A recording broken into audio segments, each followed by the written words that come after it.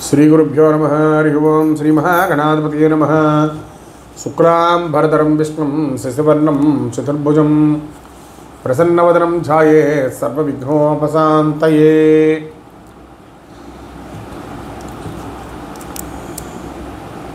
ఈ విధంగా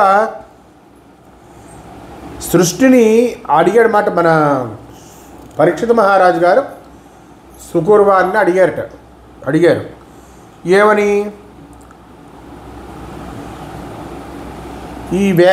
విష్ణువు ఈ ప్రపంచాన్ని ఎలా పుట్టించాడు, ఎలా కాపు కాశాడు, ఎలా అంతం చేశాడు, మహాశక్తివంతుడు అవ్యయుడు అని భగవానుడు మొదట్లో ఏ వ్యక్తిని ఆశ్రయంగా చేసుకుని బ్రహ్మ ఇంద్రుడు మొదలైన రూపాల్లో ఆనందించగలిగాడు. ఆ సృష్టిని అతడు సహజ సిద్ధమైన ప్రకృతి స్వభావాన్ని బట్టి వరుసపెట్టి స్వీకరించాడా, లేదా ఒకేసారి స్వీకరించాడా, ఈశ్వరుడు ఒక్కడే అయినా విభిన్న రూపాల్లో విభిన్న భావాల్లో ఎందుకు ఉన్నాడు, అలా ఉండకపోతే అతనికి ఏమిటి నష్టం, ఇత్యాది విషయాలన్నీ కూడా నాకు వివరించండి అనేటువంటి ప్రశ్నకి ఆ ఉత్తర కుమారుడైన పరీక్షితుడి మాటలకు సుఖమహర్షి గారు నివ్వెరపడకపోగా ఏమిటి ఇలాంటి ప్రశ్నలు అడిగాడు అనుకోలేదు. ఆయన మరింత వివరంగా అర్థమయ్యేలాగా అర్థవంతంగా చెప్పాలని అనుకున్నట్ట సుఖమహర్షి. అంతటా సర్వోత్తమ గుణాలు కలిగిన వారిలో అగ్రేశ్వరుడైన తపోధనుడు శుకుడు తన మనస్సులో హరుడై ఈశ్వరుడై మహామహిముడై ప్రాదుర్భవస్థాన సంహరణ క్రీడనుండై త్రిశక్తియుతుడై అంతర్గజదోతి అయి పరమేష్టి ప్రముఖామరాధిపులకున్ భావింపరాకుండు దుస్తర మార్గమున దేజరిల్లు హరికిం తత్వార్జినై మృక్యదన్. ఆయన తనలో తను ఇలా నమస్కారం చేసుకున్నట్ట. శ్రీహరి తత్వాన్ని అర్థించి ఆయనకి ఇలా నమస్కారం చేసుకున్నట్ట. ఆ శ్రీహరి పరమాత్ముడు, పరమేశ్వరుడు, అనంత మహిమాత్ముడు, సృష్టిస్థితి ప్రళయ కేళీ తత్పరుడు, త్రిమూర్త్యాత్మకుడు, ఆత్మప్రకాశకుడు, బ్రహ్మ మొదలైన సురపతులకు అందని పొందని త్రోవలో వెలుగొందేవాడు, లోకంలో గోచరించే సత్యస్థితిని భగవంతుల్లో న్యాసం చెయ్యాలి అనేటువంటిది తాత్పర్యం. ఆ పరమపురుషుడు ఉత్తముల పాపాలను నివారించగలుగుతాడు, అధర్ముల తప్పులను అడ్డుకోగలవాడు, సమస్తము తానుగా పూర్తి ఆకారం దాల్చినవాడు, పరమహంసరాశ్రమంలో నివసించే మునుల హృదయ కమల కర్ణికలో ఆత్మజ్ఞానంతో తేజరిల్లేవాడు, యాదవుల్లో ఉన్నతుడు, సమస్త కళ్యాణ గుణాలతో శోభిల్లే మహిమాత్ముడు, ఉత్తమ భక్తిపరులకు ఎల్లప్పుడూ అందుబాటులో ఉండేవాడు, భక్తిభావం లేని వాళ్లకు అర్థం కానివాడు, మించిపోని తొలలేని ఎల్లలు లేని అనుష్ఠాత, తన స్వరూపమే అయిన బ్రహ్మమునందు విహరించేవాడైన పరమేశ్వరుడికి నమస్కరిస్తాను. ఏ విభు వందనార్చనములే విభు చింతయు నామకీర్తనం బే విభులీలద్భుతములెప్పుడు సంశ్రవణంబు సేయ దోషావలి బాసి లోకము శుభాయత వృత్తి జలంగునండ్రు నేనా విభునాశ్రయించద ననఘరుని వర్తను భద్రకీర్తనం. ఏ పరమపురుషుని గూర్చి చేసిన కైమోడ్పు, పూజ, చింతన, సంకీర్తన, అబ్బురపరిచే విలాసాలు వింటున్న కొద్దీ చేసిన పాపాలని కడిగినట్లు పోతాయో, లోకం అంతా శుభమయంగా విరాజిల్లుతుందో అలాంటి పాపహరుణ్ణి, మాధుర్యమయుణ్ణి, శ్రేయోదాయకుణ్ణి నేను శరణు వేడుకుంటాను. ఏ పరమేశు పాదయుగమెప్పుడు గోరి భజించి నేర్పరుల్ లోపలి బుద్ధితో నభయ లోకములందుల జడ్డుబాసి ఏ తాపము లేక బ్రహ్మగతిదారు గతస్త్రములై జరింతు రేనా పరమేశు మృక్యద నఘౌగ నివర్తిని భద్రకీర్తులను.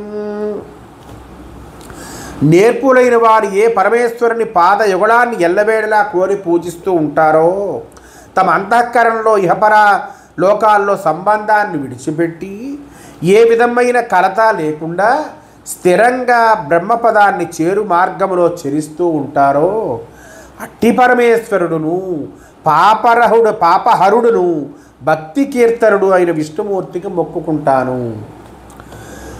తపముల చేసి అయిన మరి దానములెన్నియు చేసి అయిన నే జపముల చేసి అయిన ఫల సంచయమెవ్వని చేర్పకున్న హేయ పదములై దురంత విపదంచెద రీతిగా నొప్పుచుండు నయ్య పరిమితిని భజించెద నౌగగ నివర్తను భద్రకీర్తును అని చెప్పి అనుకుంటున్నాడంటే తపస్సులు చేసిన అయినా దాన ధర్మాలు చేసినైనా జపాలు చేసైనా పొందిన పుణ్యఫలాన్ని ఆ పరమాత్ముడికి అర్పింపాలి, సమర్పించాలి. అలా సమర్పించుకోనివి తుచ్చమైనవి అవుతాయి. నేను చేశాను నాకు ఫలితం అంటే అవన్నీ తుచ్చమైనవే. దరిదాపు లేని ఆపదల పాలు పడేలాగా ఉంటాయి. ఆపదల వెంట ఆపదలు వస్తూ ఉంటాయి. దేశకాలములనే అవధులు లేని ఆ అనంతుణ్ణి, సర్వపాపాల నుంచి విముక్తిని ప్రసాదించే దయామయుణ్ణి, ఆ మంగళతర యశస్కుణ్ణి ఎల్లవేళలా కొలుస్తాను. యవన వ్యాధ పుళింద హూణ శక కంకాభీర చండాల సంభవులను దక్కిన పాపవర్తనునే భద్రాత్మ సేవించి భాగవత శ్రేష్ఠులడాసి శుద్ధ తనులన్ గల్యాణులై యుందు రాయ వికారం బ్రహ్మ విష్ణునాడు మదిలో నస్త్రాంతమున్మృక్యదన్. యవనులు, బోయలు, పుళిందులు, కూణులు, శకులు, కంకులు, అభీరులు, చండాలులు మొదలైన జాతుల వాళ్ళు కర్మల వలన చెడు నడత కలగా మిగతా వాళ్ళు ఆ శుభంకరాత్ముణ్ణి కొలుస్తారు. వీళ్ళందరూ కూడా కొలుస్తారు. వాళ్ళంతా భాగవత శ్రేష్ఠుల్ని సేవించి పవిత్రదేహుని శుభాకారులై ఉంటారు. అలాంటి వికారరహితుణ్ణి సృష్టికర్తను అన్ని వేళలా నా మనస్సులో మ్రొక్కుకుంటాను. తపముల్ చేసిననో మనోనీతినో దానవ్రతావృత్తినో జపమంత్రంబులనో శృతి స్మృతులనో సద్భక్తినో ఎట్లు లబ్ధ పదండౌనని బ్రహ్మరుద్రముఖరుల్ భావింతుల్ రెవ్వాని నయ్యపవర్గాదిపుడాత్మమూర్తి సులభుడవు కాక నాకెప్పుడు.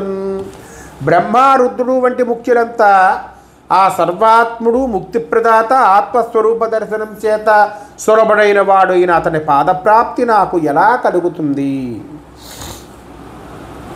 అని పరితపిస్తూ ఉంటారు వారు బ్రహ్మరుద్రులు వంటి వారు. అందుకోసం తపస్సు చేయాలా, మనస్సును నియంత్రించుకోవాలా, దానాలు చేయాలా, నోములు చేయాలా, జపాలు ఆచరించాలా, మంత్రాలు అనుష్ఠించాలా, వేదాలు ధర్మశాస్త్రాలు వల్లించాలా, మంచి భక్తిని కలిగి ఉండాలా అని తలపోస్తూ ఉంటారట వాళ్ళు. శ్రీపతియు యజ్ఞపతియు ప్రజాపతియున్ బుద్ధిపతియు జగదధిపతియున్ భూపతియు యాదవశ్రేణీపతియున్ గతియునైన నిపుణు భజింతున్. సిరికి సకల యజ్ఞాలకు, లోక సృష్టికి, జ్ఞానానికి, లోకానికి, భూమికి, బుద్ధికి, యదువంశానికి పాలకుడు, రక్షకుడు అలాంటి భక్త కుశలుణ్ణి సేవించక మానను.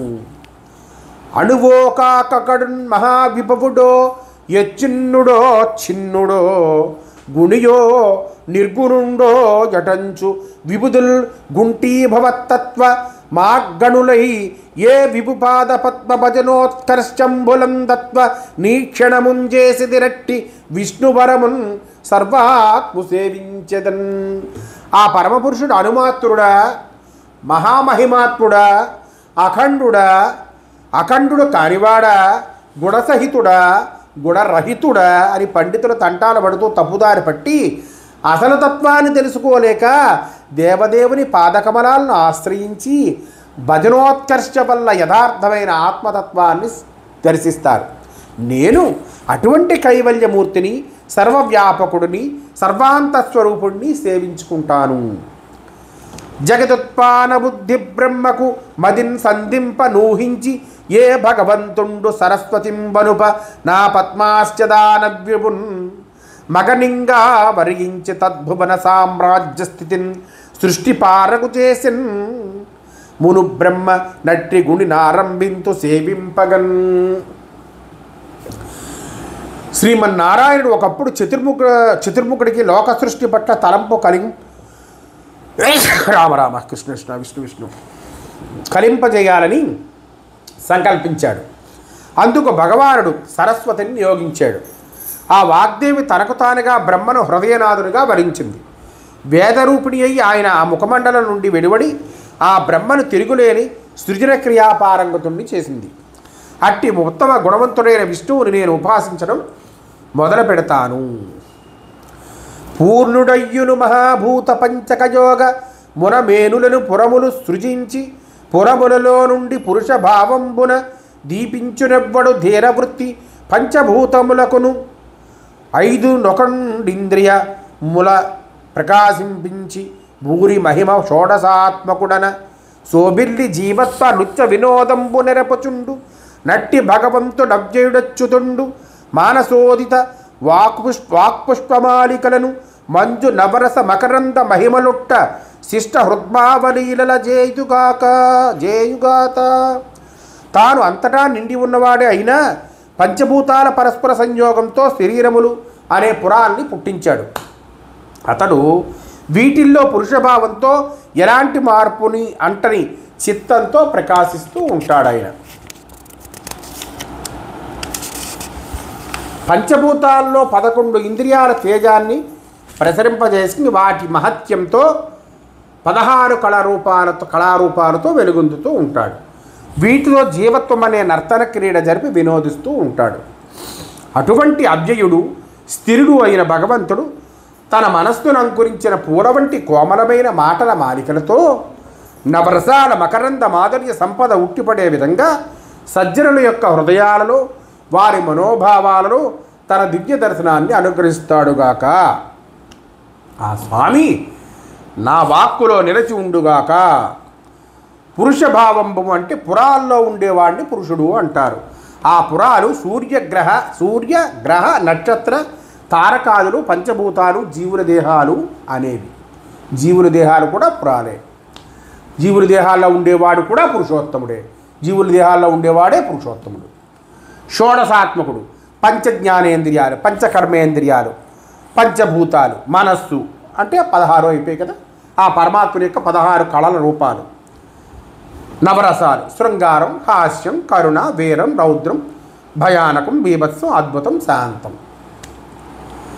మానధనులు మహాత్ములు సమాధి నిరూఢులు ఎన్ముఖాంభుజ జ్ఞానమరంద పానమున నాత్మభయంభుల బాపి ముక్తులై లూనతనుందరట్టి మునిలోక శిఖామణికి విసంకటాజ్ఞానతమో నభోమణికి సాధుజనాగ్రణికేను మృక్యదన్. మానధనులు మహాపురుషులు పరిపూర్ణ సమాధినిష్ఠులు అయిన మునిజనులు ఏ మహర్షి ముఖం నుంచి జాలువారే జ్ఞాన మకరందాన్ని తదేక ధ్యానంతో పానం చేస్తారో లోపల భీతిని లెక్క చేయక ఉత్తమ లోకంలో ఉన్నతి పొందుతూ ఉంటారో అలాంటి ఋషిశ్రేష్ఠుడు అమితమైన అజ్ఞానం అనే చీకటికి సూర్యుని వంటివాడు సాధుసత్తముడైన వ్యాస భగవానుడికి నా వందనములు. ధ్యానించే వస్తువుల పేర్లలో గుణాల్లో తాను లీనమై పరమాత్మ స్థితిని పొందటాన్ని సమాధి అంటారు. అంటూ ఇలా విష్ణువుకి తండ్రికి తండ్రి అయినటువంటి వ్యాసుడికి మృక్కి సుఖమునీంద్రుడు పరీక్షితుడు ఇలా అన్నాడు. ఇప్పటివరకు చెప్పుకున్నవన్నీ కూడా సుఖమునీంద్రుడు తనంత తానుగా మనసులో విష్ణువుకి వ్యాసుడికి మొక్కుకున్న పద్యాలు, వాటి యొక్క అర్థం. అవిరోధంబున నీవు నన్నడుగు నీ అర్థమున్ బ్రహ్మమాధవు చేతన్ విని నారదుండడిగిన దత్యంబుగా చెప్పే మానవలోకేశ్వర నారదుండు వెనుకన్నాకు ప్రసాదించే సంశ్రవణీయంబు మహాద్భుతంబు వినుమ సందేహ విచ్ఛేదివై. రాజా, ఇప్పుడు నువ్వు నా స్వేచ్ఛగా అడిగిందే మునుపు బ్రహ్మ శ్రీ మహావిష్ణువు చెప్పగా సమస్తం విని ఉన్నాడు. అతడు అది చెప్పమని అడిగిన నారదుడికి అతడు విన్నది విన్నట్లుగా ఉపదేశించాడు. ఆ తర్వాత దాన్ని నారదుడు నాకు అంటే సుకుడికి నారదుడు అనుగ్రహించాడు. ఆ అంశం పరమాద్భుతంగాను శ్రవణీయంగాను ఉంటుంది. నీ సంశయం తీర్చుకోను వీలుంటుంది, వినుము. గురు పరంపరాగతంగా ఉద్దేశపూర్వకమైనది మన విద్యా సంప్రదాయం నేర్పుతుంది అనేటువంటి భావం. ఇప్పుడు చెప్తున్నది ఎవ్వరూ ఏది కొత్తగా చెప్పవలసింది లేదు. పూర్వం నుంచి ఒకరికొకరు గురువులు చెబుతుంటే ఇప్పటి వరకు వచ్చినవే తప్ప కొత్తగా చెప్పినది ఏమీ లేదు. నారదుడు బ్రహ్మగారిని జగత్సృష్టిని గురించి అడిగారు. నారదుడితో బ్రహ్మగారు ఇలా చెప్పారు: చతురాష్టుండవు వేల్పు పెద్దవు జగత్సర్గానుసంధాయి విశ్రుతి సంఘాతము నీ ముఖాంబుజములన్ శోభిల్లు శబ్దార్థ సంయుతమై సర్వము నీ కరామలకమయ్యుండుంగదా భారతీ సతీ ఇల్లాలట నీకు నో జనక నా సందేహమున్భాపవే. తండ్రి, నువ్వు 4 ముఖాలు కలవాడవు, దేవతలందరికీ పూజ్యుడవు, ప్రపంచ సృష్టి కూర్పరివి. వేదాలు మొత్తం మొదలుగా నీ ముఖం నుంచే వెలువడ్డాయి. వాటి వాగద్ధార రూపంతో కూడిన సమస్త లోకతత్వం నీకు అరచేతిలోని ఉసిరిక వంటిది. అంతకు మించి సాక్షాత్తు ఆ సరస్వతీదేవి నీ ఇల్లాలు. నా సంశయాలను తీర్చువు అని అడిగేట. ప్రారంభాది వివేకమివ్వదసకున్ ప్రారంభ సంపత్తి కాధారం వయ్యది ఏమి హేతువు యదర్థంబే స్వరూపంబు సంసారానుక్రమ మూర్ణనాభిపదిగిన్ సాగించే నెల్లప్పుడున్ భారం వెన్నడు లేదు నీ మనువు దుష్ప్రాప్యంబు వాణీశ్వర. ఈ జగాన్ని ఇలా సృష్టించాలనే తెలివిని మొదట్లో నీకెవరు కలిగించారు? ఏ ఆధారంతో లోక సృష్టిని మొదలెట్టావు? ఇలా ఆరంభించడానికి కారణం ఏమిటి? దాని అవసరం ఏమిటి? దాని యొక్క అసలు స్వరూపం ఎలా ఉంటుంది? ఎడతెరపలేని ఈ సాలిగూడు లాంటి సృష్టి క్రమాన్ని ఎలా అల్లుకుంటూ వస్తున్నావు? ఓ వాక్పతి, ఈ సృష్టి కార్యాన్ని ఎప్పుడు ఒక బరువుగాను భావించవు. నిజంగా నీ మనుగడ అందరి వల్ల కాని పని. అద్భుతమైన సృష్టి కదా. నాకుంజూడగ నీవు రాజవనుచున్నాడన్ యథార్థ స్థితిన్ నీకంటెంగనురాడొక్క రాజుగలడో నీవింతకున్ రాజవో నీకే లాభము రాదలంచి జగముల్ నిర్మించది చేతనా నీకంబెందు జనుంచు నుండు నడగున్ నిక్కంబు భాషింపుమా. ఆలోచించి చూడగా నా మట్టుకు నాకు ఈ సృష్టి అంతటికీ నువ్వే అధిపతివి అని అనిపిస్తుంది. నిజానికి నిన్ను మించిన మహానుభావుడు మరొకడు ఉన్నాడా? లేక నీవే సర్వాధికారివా? నీవు ఏమి ఆశించి ప్రపంచాన్ని సృష్టిస్తున్నావు? ఈ జీవి చైతన్యం అంతా ఎక్కడ పుడుతుంది, ఎక్కడ నిలుస్తుంది, ఎక్కడ అంతమవుతుంది? ఇందులో ఉన్న యథార్థ భావాన్ని చెప్పవు. సతసత్సంగతి నామ రూపగుణ దృశ్యంబైన విశ్వంబుని హృదదీనంబు గదా గనుల్ సములు నీకెవ్వారలు లేరు నీ పదమత్యున్నతమిట్టి నీవు తపముల్ ప్రావీణ్యయుక్తుండవై మదినే ఈశ్వరుగోరి చేసితివి తన్మార్గంబు సూచింపవే. ఉన్నది లేనిది అంటే ఉన్నది అంటే సత్తు, లేనిది అంటే అసత్తు అనే వాటి సహవాసం వల్ల ఈ ప్రపంచం అంతా నామ రూప స్వభావాలతో కనిపిస్తుంది. అది నీ సంకల్పానికి లోబడి ఉంటుంది. నీకంటే గొప్పవారు కానీ, నీతో సాటి వచ్చేవారు కానీ మరెవ్వరూ ఉండరు. నీ స్థానం ఎంతో గొప్పది. ఇలాంటి మహాఘనుడువైన నీవు ఏ దేవదేవుని గూర్చి నేర్పరితనంతో తపస్సు చేసేవు? నా అన్వేషణంతా వివరించి చెప్పవు. ఆ అన్వేషణంతా అంబోజాసన నీకు నీసుడుగలం డంటే నిరత్పక్షమం దంభోజాత భవాండమే విభుని లీలాపాంగ సంయుక్తి చే సంభూతం బగు వర్తమాన మగు సంచన్నం బగు దద్విపున్ సంభావింపగవచ్చునే దళపనే చందంబువాడాకృతిన్. ఓ బ్రహ్మ, నీకు పరమ విభుడు ఇంకోడెవడైనా ఉన్నాడా? ఉన్నట్లయితే అతడు కడగంటి విలాసమే ఈ బ్రహ్మాండం పుట్టుకు కారణమా? ఆ విలాసం వల్లనే ఈ విశ్వం వర్ధిల్లుతూ లయిస్తూ ఉన్నదా? అట్టి వారిని మనస్సులో ఊహించుకోవచ్చునా? అసలు అతడి రూపు ఎలా ఉంటుంది? తోయజ సంభవ నాకీ తోయము వివరింపు చాలా దోచిననే నా తోయము వారికి రంజుల తోయములను చెందకుండా ధ్రువ మెరిగింతిన్. ఓ పద్మోద్భవ, నాకు విషయమంతా విశదపరచు. ఆ వృత్తాంతం బాగా సరైనదని నాకు తోస్తే నేను దాన్ని నా వాళ్ళకి చెప్పగలుగుతాను. అందువల్ల వాళ్ళు వేరే మార్గాల వైపుకు పయనించడం నొక్కి చెప్పగలను. దేవా, గడుస్తున్న గడపబోయే లోకధర్మాలన్నిటికీ నీవే పాలకుడవు. నీకు తెలియని సంగతి అంటూ మరొకటి ఏంటూ ఏమీ లేదు. ఈ సృష్టి విధానం యావత్తూ నాకు వినిపించు అని నారదుడు అడగగానే విప్పారిన ముఖంతో బ్రహ్మగారు ఇలా చెప్పడం మొదలుపెట్టారు. రారాబుధులు విరక్తులుగారా ఈ రీతి నడుగగ నేరరు విస్మేరావహము భవన్మత మౌరా నా విభుని మర్మ బడిగితి వత్స. ఓ కుమారా, ఇంతకుముందు నా దగ్గరకు జ్ఞానవంతులు రాకుండా ఉన్నారా? వారందరూ విరాగులు కాకుండా ఉన్నారా? కానీ ఈ తిరుని వారెవరు అడగలేదే, నువ్వు అడిగినట్లు అడగలేదయ్యా వారు. నువ్వు ఆ దైవం మర్మాన్ని గురించి ప్రశ్నిస్తున్నావు. ఆది విముని మర్మాన్ని బోధించే మంత్రాన్ని గాయత్రి మంత్రము అంటారు. సోహం అనే గానం నుంచి పుట్టిన పై శ్వాస కింద శ్వాసలతో బోధింపబడుతుంది కనుక దీనికి ఈ పేరు ఏర్పడింది. గానం చేస్తే రక్షించేది అని దీని ఉత్పత్తి. సోహం అనే మంత్రం భగవంతుడి లీలావతారాల్లోని హంసావతారం. ఈ మంత్ర విద్య పలు రీతుల్లో భగవంతుడిని వివరించింది కనుక ఇది భాగవతానికి హృదయం వంటిది. నానాస్థావర జంగమ ప్రకరముల్ నాయంత నిర్మింప విజ్ఞానం బేమియులేక తొట్టుపడ నిత్యన్ నాకు సర్వానుసంధానారంభ విచక్షణత్వము మహోదారంభుగా నిత్యే మున్నే నా ఈశ్వరునాజ్ఞగాక జగముల్ నిర్మింపశక్తుండనే. నానా రకంగా ఉండే ఈ చరాచర జగత్తు అంతటినీ నాకు నేనుగా సృష్టించేటంతటి తెలివి నాకు ఏమాత్రమూ లేదు అని బ్రహ్మగారు చెప్పారు నారదుడితో. అందువల్ల మొదట్లో చాలా తడబడ్డాను. ఈ సమస్తాన్ని సమన్వయపరుచుకొని ఈ సృష్టికి యథేచ్ఛగా శ్రీకారం చుట్టగల అవగాహనను ఆ పరమాత్మ ఔదార్యంతో నాకు ప్రసాదించాడు. ముందుగా ఆ దైవం ఆనత లేకపోతే దీన్ని సృష్టించగల శక్తిని పొందగలిగేవాడినే కాను.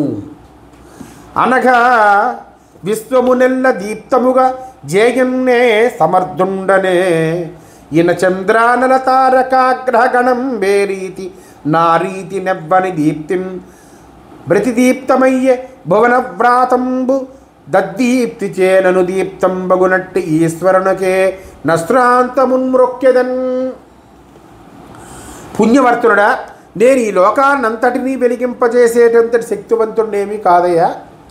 సూర్యుడు, చంద్రుడు, అగ్ని, నక్షత్రాలు, గ్రహాలు చిన్న చుక్కల వలనే ఈ లోకం అంతా పరమాత్మ కాంతిని అనుసరించి వెలుగొందుతూ ఉంటుంది. అలాంటి ఈశ్వరునికి ఎల్లవేళలా మొక్కుతూనే ఉంటాను. ఈ సృష్టి అంతా భగవత్ సృష్టే, అది బ్రహ్మకు అంతబట్టనిదే అని భావం. మన ముందున్న పనిని ఎలా చేయాలి అనే ఆలోచన కంటే ఎలా నిర్వహించాలి అనే ప్రసక్తి ముఖ్యం అనే దీని సందేశం.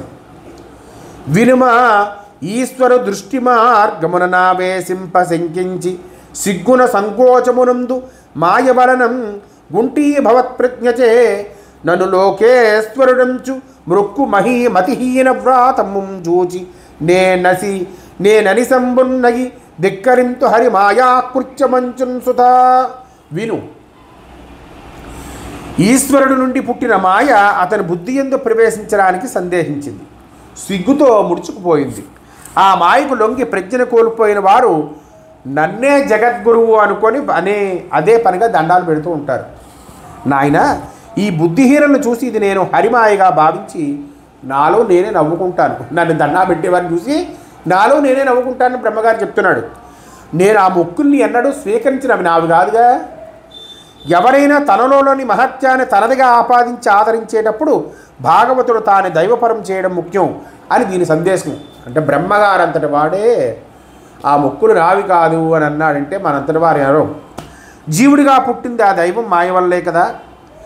దేహస్థితికి మంచి ఉపాదానాలు భూమి, నీరు, గాలి, అగ్ని, ఆకాశం అనే పంచమహాభూతాలు.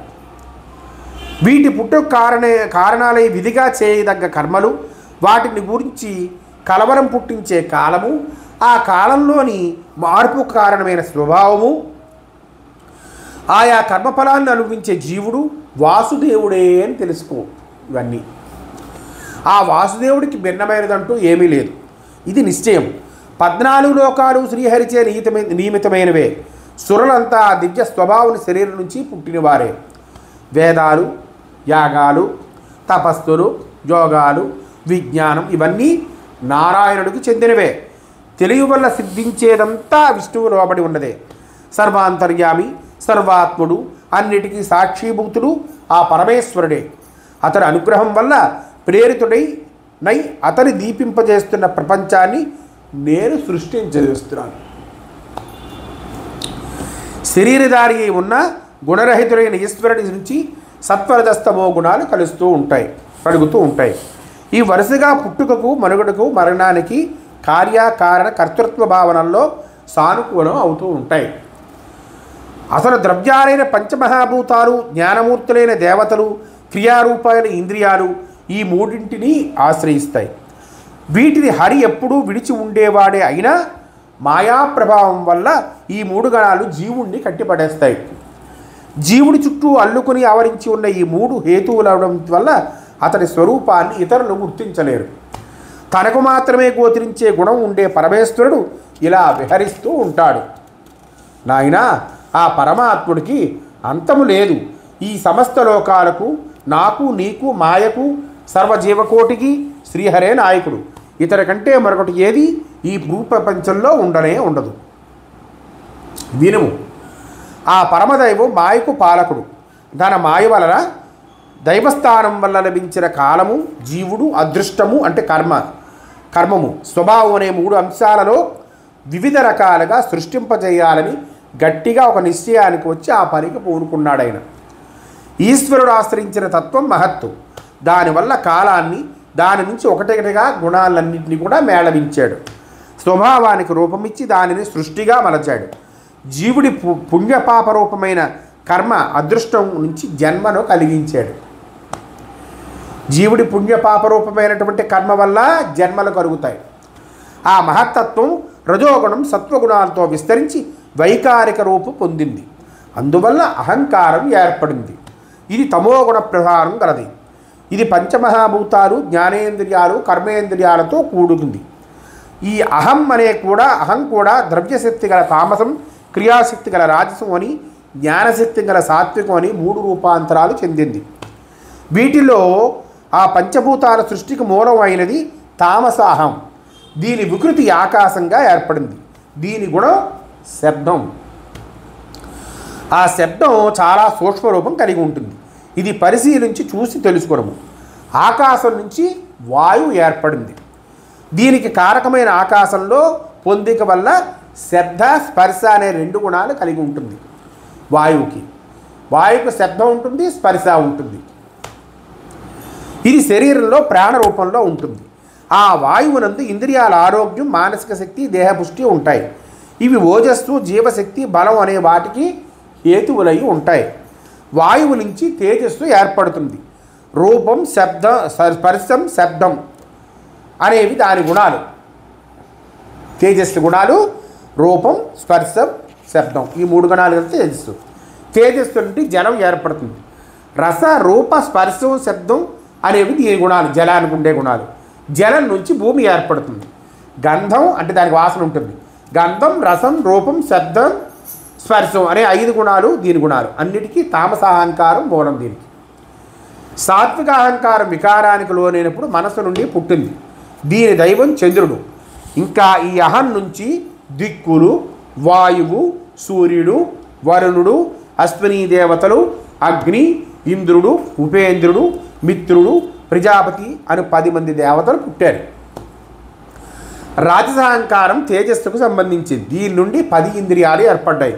వీటికి మూలం సాత్విక అహంకార దేవతలు 10 మంది. త్వక్కుకు దిక్కు, నాలుకకు సూర్యుడు, ముక్కుకు అశ్వని దేవతలు, చేతికి అగ్ని, పాదానికి ఉపేంద్రుడు, బుధానికి మిత్రుడు, మర్మాంగానికి ప్రజాపతి దేవతలు. ప్రజ్ఞకు కారణమైన అంతఃకరణ బుద్ధి కాగా క్రియకు మూలమైనది ప్రాణము. ఇలాంటి శ్రోత్రం మొదలుగా గల 10 జ్ఞానేంద్రియాలతో కూడిన పంచభూతాల, పంచేంద్రియాల, మనస్సుల గుణాలు అనే వస్తు సంచయం ఉన్న వాటిగా విడివిడిగా ఉండడం వల్ల బ్రహ్మాండపు శరీరాన్ని రూపొందించే సామర్థ్యం లేనివయ్యాయి. వేటికి ఉండిపోయేవి. అవన్నీ కలిపితే బ్రహ్మాండం సామర్థ్యం వస్తుంది, కానీ కలవట్లేదు. గృహ నిర్మాణానికి ఎన్నో వస్తువుల సంపాదన అవసరమైనట్లుగా పంచభూతాల, పంచేంద్రియాల, మనస్సుల గుణాలతో కట్టుకున్న ఇల్లులాగా ప్రాకృతిక శక్తి ప్రేరేపణతో అన్నీ ఏకీకృతం అయ్యాయి. వీటి మొత్తంగాను విడిగాను సమ్మతించి చేతన అచేతన రూప బ్రహ్మాండాన్ని సృజించేవి అయ్యాయి. అలా ఏర్పడ్డ బ్రహ్మాండం కోట్ల కొద్దీ ఏళ్ల దాకా నీళ్లలోనే ఉండిపోయింది. కాలకర్మ స్వభావంలో చిక్కుకుపోకుండా అన్నింటినీ ప్రాణవంతం చేసే ఆ పరమాత్మ జీవం లేని దాన్ని జీవవంతం చేశాడు. కాలకర్మలకు, ఆ మీతట గుణాలకు ప్రేరకుడైన ఆ దివ్యాత్ముడు జీవరూపంలో చక్కగా చుట్టుకొని ఉన్న నీళ్లలో పడి ఉన్న బ్రహ్మాండంలోకి చొరబడి వాటిని బాగా విస్తరింపజేశాడు. బ్రహ్మాండాన్ని ఆ తర్వాత అండాన్ని బద్దలు చేసి బయటపడ్డాడు. అది ఎలా జరిగిందంటే, భువనాత్మకుడా ఈశుడు భవనాకృతితోడ నుండు బ్రహ్మాండంబున్ వివరముతో 14 వివరంబులుగా అననర్చ విశదంబులుగన్. ఈ ఈశుడు జగదాకారుడు. తన భవంతి ఇలా ఉండే బ్రహ్మాండాన్ని విపులమైన 14 లోకాలుగా రంధ్రాలు చేశాడు. 14 లోకాలు రంధ్రాలు. బహుపాదోరు భుజాననే క్షణశిరపాలశ్రవో యుక్తుడై విహరించన్ బహుదేహి దేహగతుడై విద్వాంసులూహించి తద్బహు రూపావయవనంబులన్ భువన సంపత్తికిన్ విచారింతు ఆ మహనీయద్భుతమూర్తి యోగిజన కృన్మాన్యుండు మేధానిధి. ఓ మేధావంతుడా, బహురూపాలు దాల్చిన పరమయోగి ఎన్నో పాదాలు, ఎన్నో తొడలు, ఎన్నో భుజాలు, ఎన్నో ముఖాలు, ఎన్నో నేత్రాలు, ఎన్నో శిరస్సులు, ఎన్నో నొసళ్ళు, ఎన్నో చెవులతో కూడి ఉంటాడు. ఎంతో ముందరి జీవన శరీరాల్లో ఇన్ని రూపాల్లోనూ సంచరిస్తూ ఉంటాడు. ఇతడి శరీర అవయవాల్లోని 14 లోకాల ఐశ్వర్యాన్ని గూర్చి విద్వాంతులు భావించి అనేక రీతుల్లో దృష్టి సారిస్తారు. ఆయన మహామహితాత్ముడు. అందువల్ల ఆ మునిపుంగవుల మనస్సుల్లో అర్చనీయుడు, ఆశ్చర్యరూపుడు అయ్యాడు మాట. ఇది మాట. ఈ విధంగా